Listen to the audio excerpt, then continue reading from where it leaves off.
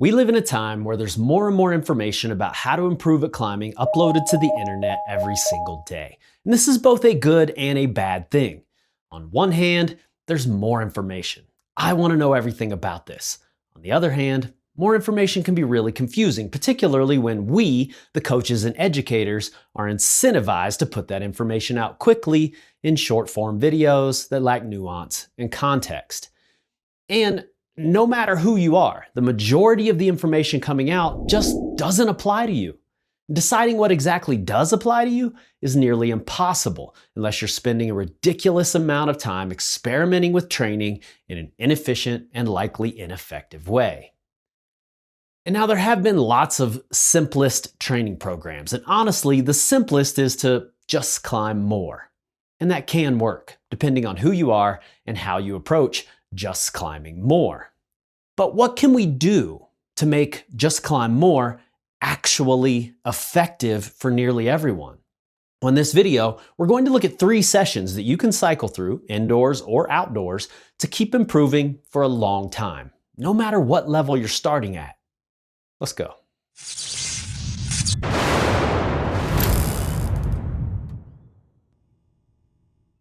Okay, there are a lot of good training ideas out there that are also very popular. A million different protocols for finger strength training, and most of them work equally well. So if you want to do that stuff, keep doing it. But for this approach, we're not adding specific finger work into the sessions. And the same goes for lifting weights. Is it helpful? Yes, for a lot of reasons. But like it or not, it's going to complicate things. So if you're already doing those things or you can fit them into the program, great, keep doing it. In fact, while all of our proven plans are essentially based on this 3-session approach, we do include specific finger strength training and lifting. And if you want to take the guesswork out of your training, you can learn more about our proven plans in the description. But for this video, we're going for effective simplicity. And in my opinion, that comes down to doing 3 distinct sessions. Go hard, do more, and explore. Cycle through these 3 sessions, indoors or outdoors, and you'll be hitting a lot of the most important things you need to learn. Difficult movement, how to try harder, how to hang on for longer and manage your fatigue, how to find solutions to puzzling moves and sequences that you might initially avoid. And in doing this, you're pretty likely to gain finger strength and core strength and pulling power at the same time as you're learning to apply it. And it's fun. Now you could stop this video right now. If that's enough for you, go do it. But what we're going to do next is look at each session and break down how to approach them, what you should be aiming for, and the benefits that you're likely to get from them. Session number 1, go hard. Now you can do this session on boulders or roots, but you're going to get a lot more out of it on boulders. And you don't want to do tons of easy moves. And most roots, even at your limit grade, are going to contain a bunch of moves that are a lot easier. If it's a really short top rope or something, fine. But the focus should be on trying hard moves and short, hard sequences. And this can take several forms. Hard on-site or flash attempts, boulders that you can maybe do in a single session, but also maybe not. Mini projects that are definitely going to take several sessions, as well as mega projects that might never get done. And boards are great for these mega projects. And I suggest that over time, you try all of these types of projects as long as you're challenging yourself to give a high effort.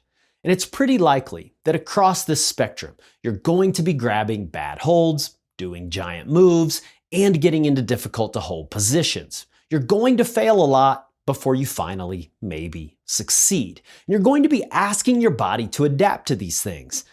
And that's going to mean more strength. Now, I know people want to act like you can't gain strength unless you're doing very specific exercises, but that just isn't true. It never has been. If today you're trying to hold a worse hold in a worse position than you were 2 weeks ago, that's progressive overload, and your body will respond, period. You'll get stronger. Fingers, pulling, core, resolve, all of it. Assuming, that is, you get 2 things right. First, you come in relatively fresh. Have a rest day before the session if needed. And if you don't do this, then what feels hard to you is more likely to be because you're already tired. And then you're moving into do more territory, which is the next session and a different goal entirely. Second, you have to actually try hard. Give high effort. Now, I've made a free 1-hour video series, the Try Harder Toolkit, that you can check out if you think there's room for improvement in that area for you. The link is in the description. Session number 2, do more.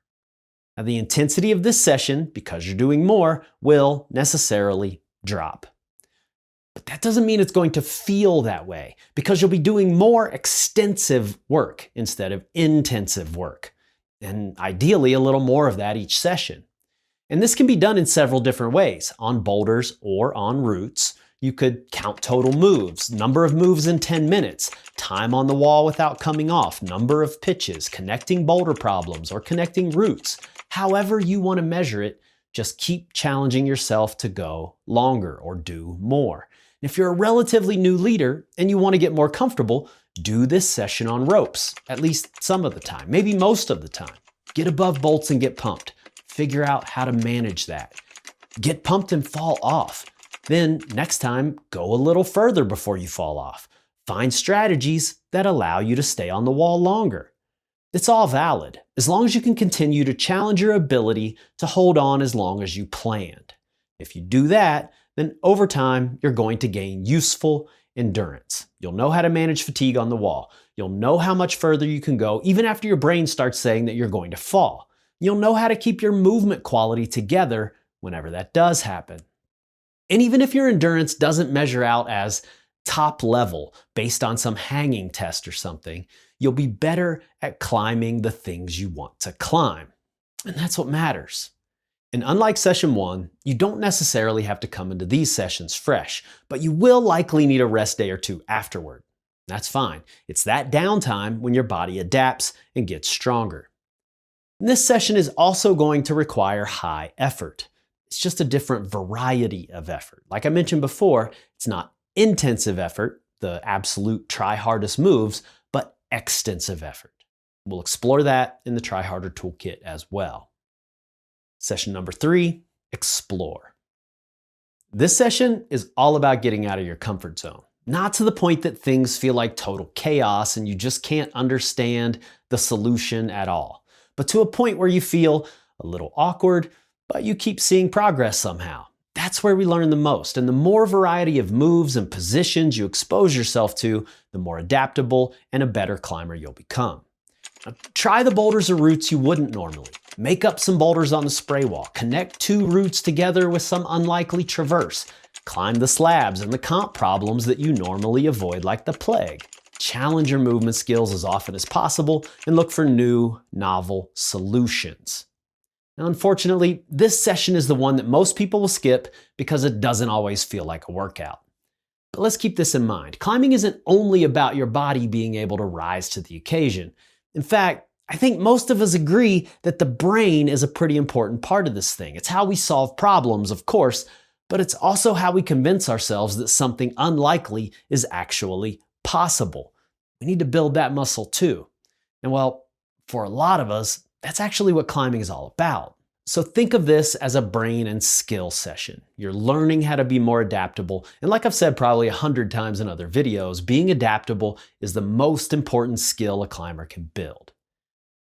And you can do this session fresh or tired. Doesn't really matter. It can be a good second day on, and you can adjust the intensity however you want, depending on how you're feeling, as long as you're challenging yourself appropriately and getting out of your comfort zone. If you just did a do more session the day before and your forearms are still feeling it, try the friction boulders on the slab.